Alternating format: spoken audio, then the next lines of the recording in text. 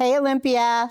Today we're here to talk about the May 20th, 2025 Olympia City Council meeting, and it was a testament to the depth of our bench because everybody was subbing or acting. So, Except for you.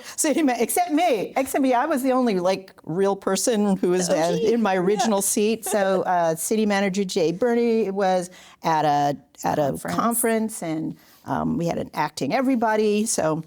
Yeah, I wasn't even there, so hey. You weren't even there. See, there you go. But, yeah. All right, this is Council in 10.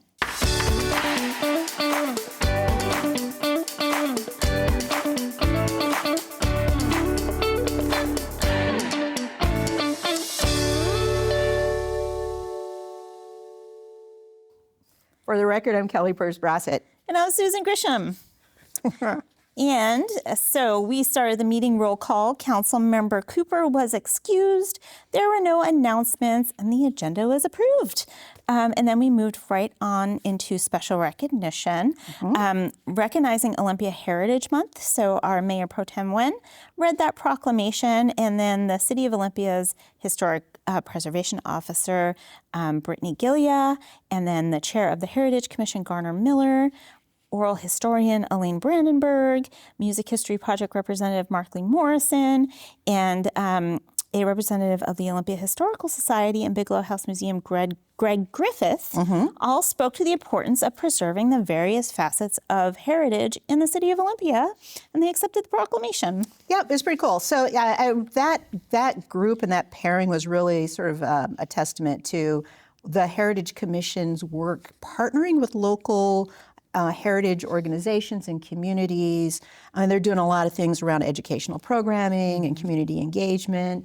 And you know, they talked about how heritage is a real economic driver for our community. And all these projects, the Window Seat Media, they're doing oral history, which feeds into the Olympia Music Project. And of course, the Olympia Historical Society is a longtime seat on the heritage train. So. Yeah, Yes. It was a good group. Yeah. And then we moved on to public comment, which was comprised primarily of students from Lincoln Elementary School. I lowered the podium for them. It was very cool. That's awesome. We love when young people come to council and interact with their government. And so they were there because they would like to have Stevens Field, which is adjacent to their school, renamed to Edwards Field to honor the memory of PE teacher, softball coach, and fifth grade teacher Randy Edwards, who passed away in 2022. And then the other topics of discussion were tenant relocation, sidewalk repair, and the amount of trees being cut in the city of Olympia.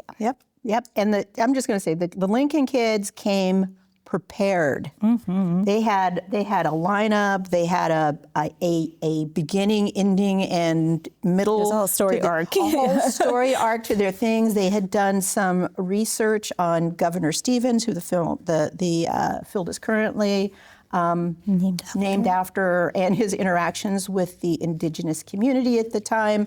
And let's just say it shocked the children. And, you know, they really want to honor their PE teacher who, on that field, taught them kindness and fair play. Yeah.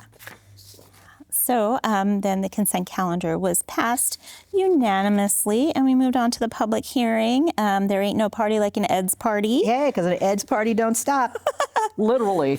It keeps going and going. So there's a public hearing on approval of an ordinance related to the adoption of the 2025 Capitol Mall Triangle Engineering, Design, and Development Standards and amending our Code Chapter 12.2.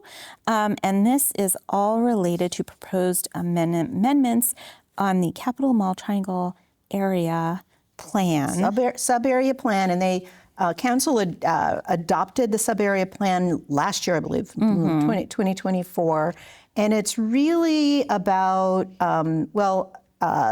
they want to take that particular area and evolve it into a complete urban neighborhood with a mix of jobs and housing and services, and while also sort of maximizing the Capitol Mall area's current role as a regional shopping center, and the focus of these EDS revisions were around block sizes. So they're reducing the block size. So existing block sizes are 350 to 500 feet per block, and they want to reduce that to 300 to 400, and it may go up to 500 based on safety of pedestrians and traffic and stuff like that. So that's the real nitty gritty work of the eds, and that's where they capture that stuff. So the mayor opened the hearing, and no one spoke for or against, and the hearing was closed, and then the ordinance was approved on first reading and forward to second reading. It was, and then we moved into another topic about the capital area, the Capital Mall Triangle. And this one was around the Plan Action Ordinance. And this ordinance, this work was focused, and this would only impact the Capital Mall Triangle area. And it had to do with changes to building heights in the future, adding some flexibility around commercial parking, so parking for the mall area, that sort of thing. Right now, there's some really strict around how many parking spaces they need for what they're doing, and this would give them more flexibility for future development. And also, it had to do with some environmental review related to transportation that needs to happen. And they want to do this environmental review. They want to do it up front so that it can support streamlining development in the area. So that also got an approval, a vote and an approval. And then we went into a conversation and approval, a request for approval of a permit fee grant for affordable housing. And that's related to a while back council approved an affordable housing emergency ordinance.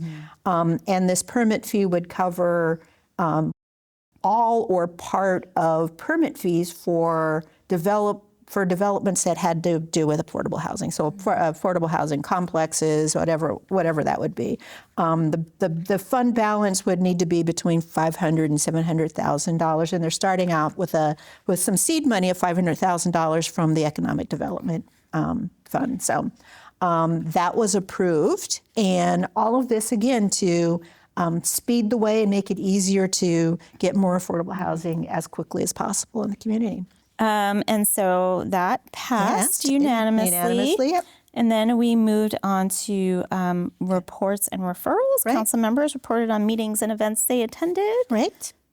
And the mayor talked about visiting McLean Elementary School, Go Owls.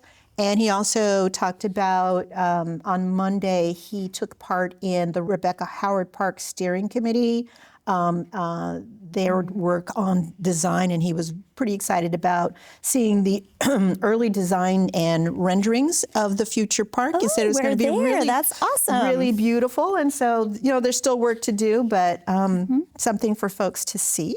And so, and then the city manager's report, Stacy Ray, the acting city manager, reminded everybody that the Asian and Pacific Islander heritage event was happening at Evergreen State College. It's Saturday, and it begins at 11 o'clock and runs to 4 o'clock, so be there or be square. It's in the Longhouse, I believe. Yeah, that's right. It's on the Longhouse, yeah. Yeah, and then the meeting adjourned at 8:24 p.m. Yep. Boom. There we did it. We got through it all. And eds and all, Capital Mall Triangle and all. And and with the substitute bench on there. So, yeah. It was a good meeting, and it got out at a reasonable time, which I liked. So. Yeah. So thank you for joining us. If you're watching us live, you can stay tuned for the full replay of the meeting we just talked about. Again, eds and all, because they're exciting. Or you can watch it and any of our other programming on demand, not live, on demand, on OLETV3.com. Also, you know what I'm going to tell you? Download the Ole TV app because it's really good. And if you want to watch a council meeting live and in person, we're here most Tuesdays at 6 p.m. We'll save a seat for you. And with that, We're adjourned.